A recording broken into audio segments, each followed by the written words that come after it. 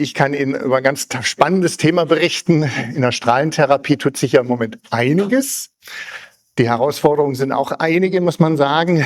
Und eins dieser Felder, die da derzeit bespielt werden, das ist die Verbesserung der Lagerung und der Reproduzierbarkeit der Behandlung.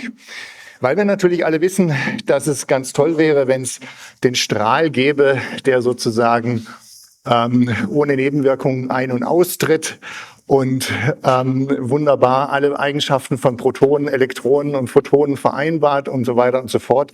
Tatsächlich gibt es diese Maschine nicht. Auf dem Bereich der Maschinen gibt es auch nicht so viel Veränderungen, aber drumherum. Und in diesem Bereich ordne ich jetzt einfach mal oder verorte ich jetzt einfach mal auch Vision RT, die eben verschiedene Tools inzwischen anbieten oder seit einiger Zeit schon anbieten, die letztlich die Verbesserung der Qualität der Behandlung bedeutet. Ich sage schon mal Danke an alle, die hier da sind, weil die ganzen klinischen Daten von MapRT, die habe ich bei denen geklaut. Weil das MapRT bei uns selber noch nicht läuft. Jetzt werden Sie sagen, was macht denn der da unten dann überhaupt? Der redet über ein Thema, wo wie ein Blinder von der Farbe redet. Aber ich erzähle Ihnen ein bisschen was natürlich über das System und ganz wichtig, über die Entscheidung und die Kriterien und die Ideen, die hinter der Entscheidung für dieses System liegen. Dass es funktioniert, das glauben wir schon. Und jeder, der mit Software zu tun hatte, mit Hardware, weiß, dass es am Anfang auch immer mal ein bisschen hakt und Schwierigkeiten gibt. Und wenn dann irgendwann so die 3., 4. Revision kommt, dann läuft es auch tatsächlich. Vorher braucht es einfach ein bisschen. Aber das sei allen verziehen und denen hier gedankt, die da eben schon klinisch mitarbeiten. Und ich berichte von der Phase davor. Die Herausforderungen, die ich gerade gesagt habe, die sind natürlich tatsächlich einige. Wir wollen alle die Qualität der Therapie verbessern. Das sind wir unseren Patienten, Patientinnen schuldig. Wir haben gleichzeitig aber einen zunehmenden ökonomischen Druck. Also wer in Deutschland Politik verfolgt, und da läuft es gerade in Sachen Gesundheitspolitik einiges. Und nachdem die Strahlentherapeuten sich immer so lange gefreut haben, dass sie nach der Aktualisierung der GOE, das ist der Abrechnungskatalog für Privatpatienten in Deutschland, vielleicht ungeschoren davonkommen, ist jetzt eben rausgekommen, dass wir gemeinsam mit den Radiologen 20-30% runtertaxiert werden sollen. Und das bedeutet ökonomischer Druck. Das heißt, die Workflows müssen besser werden. Das heißt, wir müssen, wenn wir die Qualität erhalten wollen, uns überlegen, wie wir das schaffen, die Schlagzahl zu erhöhen, ich sage mal, wie es ist, und gleichzeitig die Qualität zu erreichen. In unserem konkreten Beispiel heißt das, der Patient legt sich auf den Tisch, auf den Carbontisch, und dann ist die Frage, wie schnell sind wir in der Situation, dass wir eine optimale Behandlung beginnen können, denn das ist die Zeit, die Geld kostet. Gleichzeitig haben wir in Deutschland auch noch die unangenehme Situation, und das ist wahrscheinlich in Österreich ganz ähnlich, dass wir Personalrekrutierung als großes Thema haben. Wir müssen gucken, dass wir einen attraktiven Arbeitsplatz schaffen, damit uns die Leute nicht davon rennen. Und das ist eben tatsächlich ein ganz, ganz wichtiger Aspekt, wo ich, wenn ich ab und zu mal gefragt werde, zahlen denn die Krankenkassen was dafür? Und ich dann sage, nö. Aber sie wollen gute Leute haben. Und wenn sie einen hohen Standard bieten, dann kommen auch die guten Leute. Das ist ein Aspekt. Also ökonomischer Druck, klar, attraktiver Arbeitsplatz auch. Und ebenso wird es halt auch so sein, dass so Themen wie Hypofraktionierung natürlich auch eine Rolle spielen. Wenn wir weniger Fraktionen geben in der Strahlentherapie, und das ist ja beim Brustkrebs der Fall, das kommt jetzt beim Prostatakarzinom, das ist auch schon beim Rektumkarzinom der Fall. Es kommt auf breiter Front, dass wir eben nicht mehr 6 Wochen Strahlentherapie, sprich 30 Bestrahlungstermine machen, sondern dass wir eben in höheren Einzeldosen, in weniger Fraktionen, deshalb Hypofraktionierung, unterwegs sind. Und das bedeutet, wenn wir eine hohe Qualität liefern, dann heißt das, dass wir jeden Tag gleich bestrahlen wollen sollen. Und die Bedeutung einer Bestrahlung ist natürlich viel höher, wenn ich nur 5 Termine oder nur 3 oder nur 7 mache, als wenn ich 30 oder 35 Mal bestrahle. Bei 30 oder 35 Bestrahlungen kann man den Satz einmal ist kein Mal durchaus anwenden. Wenn halt der Bestrahlen mal irgendwo falsch liegt, dann zitieren Sie mich nicht, dann ist es halt so. Aber muss dokumentiert werden und natürlich, klar, besprochen werden mit dem Patienten, aber von der Strahlenbiologie her nicht so fatal, als wenn ich nur 5 Termine habe. Und da stimmt es mit der Genauigkeit des Zielens nicht. Deshalb spielt das eine große Rolle. Das kann ich übergehen, das ist Physik pur. Es gibt natürlich Indexe für Indizes, für Homogenität, für Konformität und auch der Gradientenindex. Im Endeffekt geht es immer nur darum, wie genau treffe ich das, was ich treffen will. Das kann ich natürlich auch in Zahlen fassen. Und wenn ich es treffe, wie homogen treffe ich es dann? Oder gibt es einzelne Dosisspitzen, Hotspots, wie wir die dann auch nennen? Und dann gibt es auch diesen D2C, D2 Zentimeter, maximale Dosis 2 Zentimeter vom Planning Target Volume vom PTV entfernt. Auch das ist eine Maßgabe. Es läuft ja in der Strahlentherapie so, den meisten wird das bekannt sein, dass der Arzt die Konturierung macht und der Medizinphysiker berechnet. Und jetzt ist es natürlich so, wenn der Arzt meint, er müsse jetzt 60 Gray irgendwie an einer Stelle vom Tumor haben und nebendran ist ein Gefäß und dann möchte er da maximal 5 Gray, 2 Gray oder so ähnlich. Ja. Wir haben das Problem immer, dass wir beim Hirn, zum Beispiel, wenn man eben den Hypothalamus schonen will, dass man dann illusorische Vorstellungen hat, wie stark so ein Dosisabfall eben sein kann. Und dann rechnet sich der Physiker die Finger wund. Gewisse Dinge sind halt einfach nicht möglich. Aber zum Thema Dinge möglich machen, bin ich dann auch gleich wieder nachher beim Thema MapRT. Also bei der Strahlentherapie hilft uns natürlich tatsächlich, ich gehe jetzt einfach mal einen Schritt weiter, wenn man auch den Tischwinkel wieder auspackt. Ich sage mal wieder auspackt deshalb, weil das war früher schon häufiger der Fall. Da ist man ein bisschen von abgekommen mit dem non-koplanaren, also mit dem Tischwinkel, weil jeder Strahlentherapeut kennt die unselige Situation, dass der Patient seine erste Bestrahlung hat. Er liegt auf dem Tisch, ängstlich und verspannt, muss man sagen. Das ist nur einfach so. Und dann fängt die Gantry, also der Strahlarm, an sich zu drehen. Und dann stellt man fest, hoppala, der Ellbogen, da kommt man nicht rum. Ja. Und dann kommt der Physiker, den ruft man dazu. Ich habe mal den Chefphysiker für Tübingen gehabt, der hat einfach den Tisch abgeschraubt und dann hingen nur noch die Kabel raus. Dann haben gesagt, du bist ja wirklich hemdsärmelig drauf, aber cool. Schrauben wir das Ding mal kurz auseinander hier. Aber das Ergebnis war leider so, wir kamen immer noch nicht mit dem Arm rum. Und dann wird das Ganze abgeblasen. Das ist für den Patienten psychologisch ganz dumm. Jetzt will er endlich, dass die Bestrahlung beginnt. Und dann sind alle um ihn rum und raufen sich die Haare. Er denkt natürlich auch, hoppla, kann ich mich denn da überhaupt drauf verlassen, was da passiert? Auch das ist eine Frage des Vertrauens, was dann im Moment brüchiger wird, um es mal so zu formulieren. Und ein paar Tage später beginnt man das Ganze halt ohne Tischwinkel. Dabei könnte der Tischwinkel, wie wir hier sehen, aus den Kollegen von Southwestern Medical Center, könnte man das tatsächlich, gibt es da so einen Strahl hier? Ach ja, ne, da gibt es auch da. Verbessern. Ne? Also hier geht das so weiter raus, hier ist es enger, auch hier sehen wir das. Also durch die non-koplanare Planung können wir besser werden, vor allem im Bereich der Leberstereotaxie, der Lungenstereotaxie und im HNO-Bereich, vor allem beim Nasopharynx-Bereich. Da ist das sehr gut gezeigt, auch der entsprechende Studien belegt. Aber das Grundproblem haben wir halt, wir planen idealisiert und werden spätestens bei der Einstellung von der Realität eingeholt. Das ist der Punkt. Und da hilft uns natürlich tatsächlich sowas wie MapRT, dass wir das ineinander bekommen. Denn im Endeffekt, und das ist ein Punkt, den ich in vielen Diskussionen mit Kollegen, auch übrigens mit Kollegen aus der Medizinphysik hatte, ich sage, eine optimale Behandlung ist dann optimal, wenn ich am Ende einen Strich drunter ziehe und sage, alle Faktoren, die zur Behandlung beigetragen haben, sind optimiert. Es nützt nichts, wenn ich einen Faktor davon optimiere, bis zum geht nicht mehr, und woanders muss ich Einschränkungen machen. Es erinnert mich immer ein bisschen an die Geschichte, wo ich mal gehört habe von einer Krankenschwester, die gesagt hat, dass am Wochenende bei ihr die Lehrschwester, die Chefin der Schwesternschule, mithilft. Und die würde dann die Zimmer so machen, wie das in der Schwesternschule gelehrt wird. Das Problem ist, dass sie 10 Zimmer haben und sie schafft 2 Zimmer. Und sie macht die anderen 8 Zimmer. Aber nicht mehr nach dem Standard der Pflegeschule, denn am Ende des Tages müssen ja alle gebettet sein. Und so ist es halt auch, wenn der Medizinphysiker beispielsweise irgendwas für sich am Rechner optimiert, da mag das ja schon ganz toll sein. Wenn ich es nicht umsetzen kann, bringt es unterm Strich nichts. Ich hatte in Freiburg auch mit Medizinphysikern, um mal ein Thema aus der Medizinphysik zu sagen, auch Diskussionen, wo es darum ging, wie lange darf denn eine Bestrahlungsplanung dauern, wenn es hochpalliativ ist. Und der eine oder andere wollte mir dann erklären, ja, das geht halt jetzt noch mal länger, das müssen wir 3 Wochen durchrechnen, weiß ich was alles. Und dann könnt ihr starten und dann ist es 100% genau.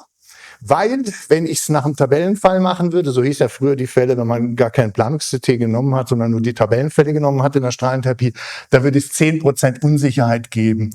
Dann habe ich damals dem Kollegen gesagt, okay, dann schreibe ich 40 Gray, schreibe ich 44 Gray her und der Patient beginnt morgen. Ja, das ist eben der Unterschied zwischen Klinik und Rechnen. Und das ist genau das, was der Hintergrund dieses MapRTs ist. Was passiert ist halt, dass man wenn man das mit Coplanar machen will, macht man Dry Runs. Man versucht das im Vorfeld eben durchzuspielen und macht dann Ad-Hoc-Winkelanpassungen. Geht aber natürlich bei IMRT-Plänen bitteschön nicht besonders gut. Denn wenn ich da den Winkel anpasse, dann kriege ich womöglich Hotspots an Bereichen, wo ich sie überhaupt nicht haben will. Replanungen, wie ich schon erwähnt habe, und Fraktionsverzögerungen ebenfalls. Das ist das, was ich jetzt schon so wortreich gesagt habe. Es geht eben nicht allein darum, dass ich die DVHs, Dosis-Volumen-Histogramme, verbessere, sondern dass ich tatsächlich in der Realität besser werden kann. Und da komme ich dann, voilà, und Trommelwirbel aufs MapRT.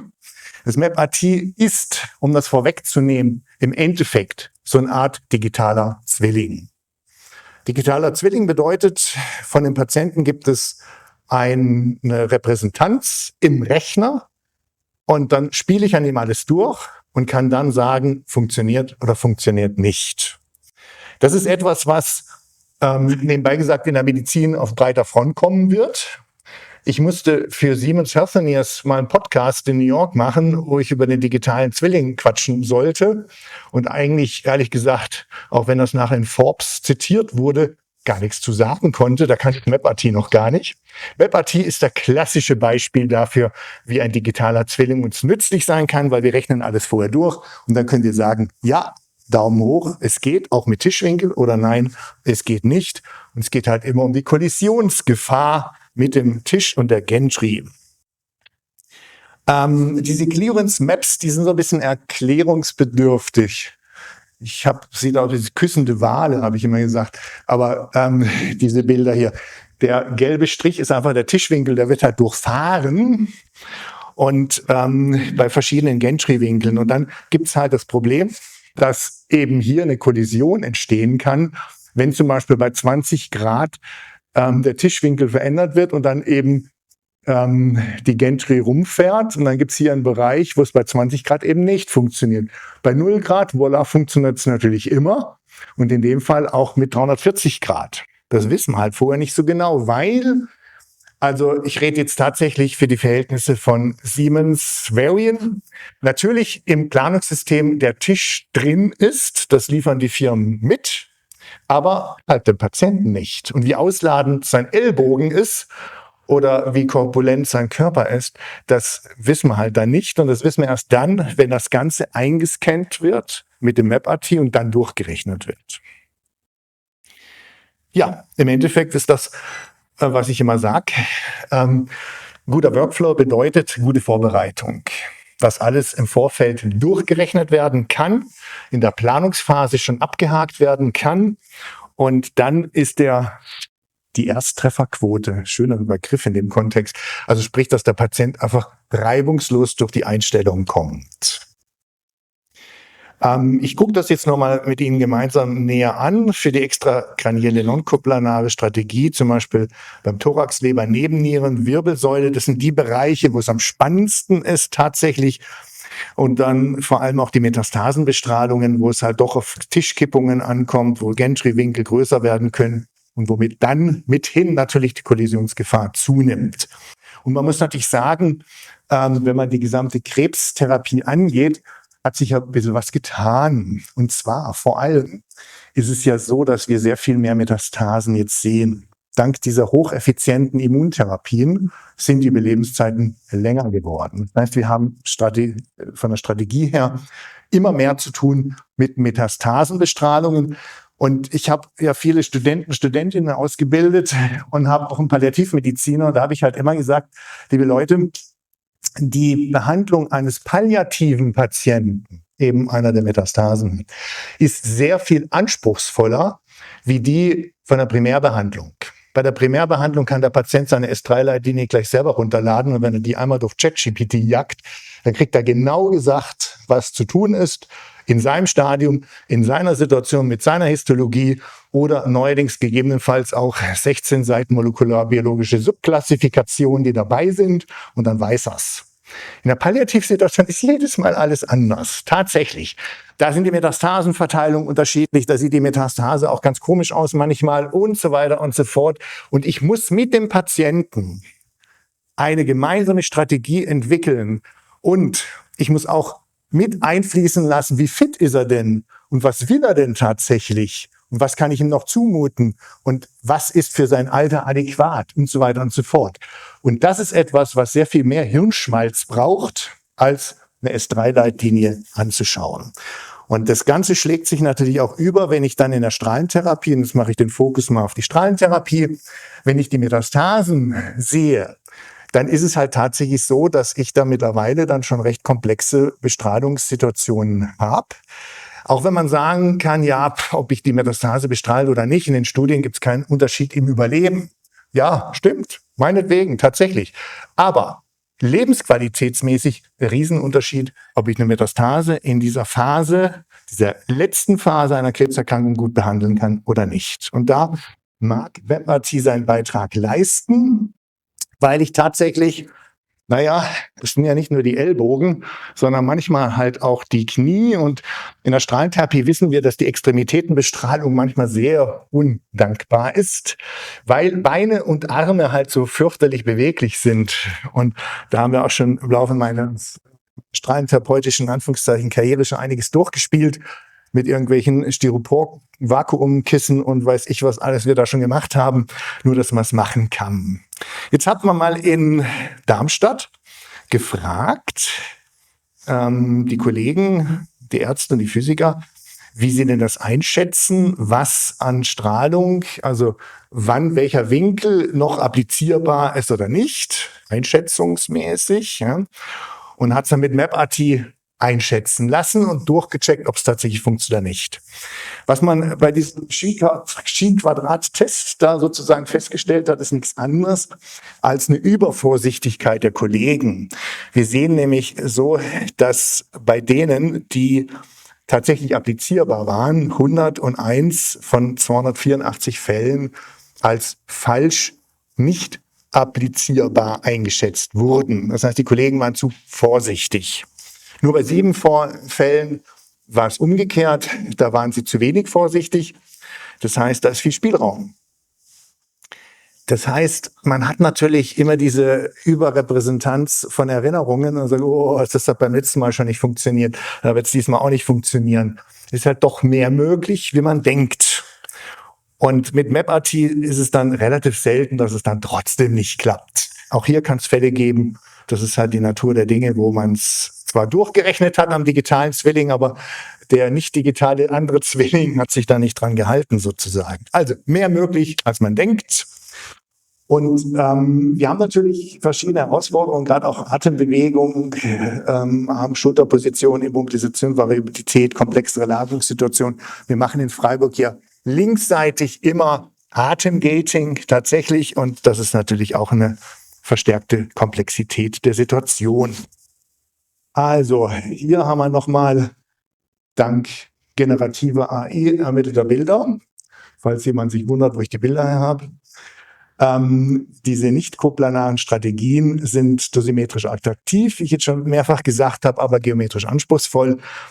Und die reale Behandelbarkeit ist eben entscheidend für die Qualität. Und das Gesamte kann halt schon mal zum Haareraufen der beteiligten Physiker führen, weil es halt einfach schwierig ist und allen Beteiligten, aber hier fehlt ein Beteiligter, muss ich sagen, ist der Patient, ist der Hauptstress. Betroffenen, muss man sagen, ganz klar. Ja, da kann durch MapRT Freude einkehren. Das ist schon sehr werberisch, muss ich sagen. Nein, es ist einfach eine Erleichterung, ein weiteres Tool, was uns da helfen kann, Replanungen zu vermeiden, Verzögerungen im Workflow zu vermeiden und das Ganze vorhersagbarer zu machen. Konkretes Beispiel jetzt nochmal eingegangen auf die Thorax-Stereotaxie. Da sieht man halt tatsächlich, dass häufig der gleiche Tischwinkel etwas bringen kann. Und wenn man das eben durchspielen kann, wie das hier der Fall ist, dann ist es tatsächlich ein bisschen besser. Man muss schon ein bisschen hingucken. Es ist jetzt nicht so, dass das hammermäßig besser ist, aber non-coplanar ist es einfach ein bisschen konformaler und man hat eine bessere Dosisverteilung. Und das Ganze gilt hier nochmal an der SBRT. Das Ganze gilt auch für Nasopharynx und eben für die vielen Metastasen. Also im Endeffekt, auch das habe ich schon im Text jetzt schon gehabt, im Endeffekt kommt es darauf an, dass wir halt relativ schnell dazu kommen, dass wir den Bestrahlungspatienten in die Bestrahlung bekommen, dass wir vermeiden, dass er bei der Einstellung vom Tisch genommen werden muss und dass wir die Dinge durchspielen. Und ich halte MapRT in dem Kontext als ein Mosaikstein, denn wir werden im Endeffekt sehr viel mehr digitale Zwillingsgeschichten demnächst haben. Das Ganze wird ja beispielsweise auch für Chemotherapien durchgespielt. Das ist ja viel komplexer, muss man sagen, die Biologie in einem digitalen Zwilling abzubilden und dann zu überlegen, in welcher Situation hat der Patient ansprechend gutes Response oder schlechten Response. Das ist viel, viel komplexer als diese paar Geometriezahlen, ohne die Leistung von Visionart schmälern zu wollen. Aber die Biologie der Zelle schlägt alles. Aber man wird es probieren und das wird natürlich dann ein Rundum-Ding sein, dass man halt im Endeffekt sehr viel genauer Therapien vorhersagen kann, auch das Ergebnis vorhersagen kann. Und das ist etwas, was sicherlich gut sein wird, weil man dann auch die Therapien anpassen kann. Insofern, MapRT ist kein Spezialtool allein für HNO. Das wäre übrigens für mich, um auf den Ausgangsaspekt nochmal drauf einzugehen, dass ich gesagt habe, naja, ich habe überlegt und ich berichte darüber, was im Endeffekt meine Kaufentscheidung begründet hat. Also HNO wäre keine gute Kaufentscheidung gewesen, weil in der Uniklinik Freiburg die HNO-Patienten meistens verbleiben. Es gibt in Freiburg speziell jetzt keine wesentliche HNO-Klinik außerhalb onkologische Patienten behandeln würde. Das heißt, ich sehe nicht so viel von den HNO-Patienten. Darüber ist man manchmal auch ganz froh, weil diese Patienten sehr anspruchsvoll sind und auch sehr schwierig sind, im ambulanten Setting zu führen. Viele müssen einfach auf Station kommen. Aber es gibt halt viele andere Indikationen, die auch wunderbar passen und bei MapRT durch MapRT eine Verbesserung der Behandlung bewirken können. Und letztlich Schlusssatz ist, ein Plan ist erst dann gut, wenn er sicher behandelbar ist. Das ist das, was ich sagen wollte, mir mitgeben wollte. Hier wird einfach ein Haufen Rechnerkapazität genutzt, auch eine neue Hardware genutzt, damit wir die Behandlung besser machen können, dass wir die Workflows besser machen können und dass die Mitarbeiter auch ein befriedigendes Erlebnis haben, weil sie sehen, ihre Patientinnen werden gut behandelt. Ja, das ist im Endeffekt nochmal zusammengefasst. Verbesserte Zielvolumenabdeckung, das ist ja unser Ziel, was wir in der Strahlentherapie immer haben. Wir wollen die Zeit am LINAC, die ist kostbar und die kostet Geld, verkürzen. Wir wollen die Zielvolumen maximal gut abdecken und die Dosisverteilung gut machen. Also MapRT erhöht die Sicherheit und die Qualität. Und damit sage ich erstmal ganz herzlich Danke und bin für alle Fragen offen.